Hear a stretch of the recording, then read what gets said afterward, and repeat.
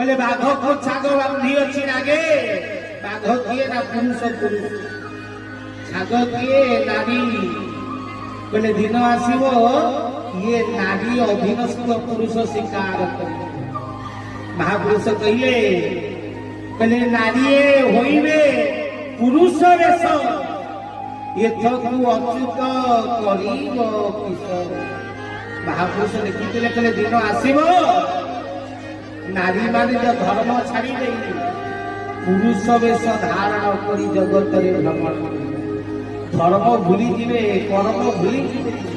धर्म पत्नी निज धर्म को परित्याग कर आज भी आमे आउ धर्म को मन रखुचे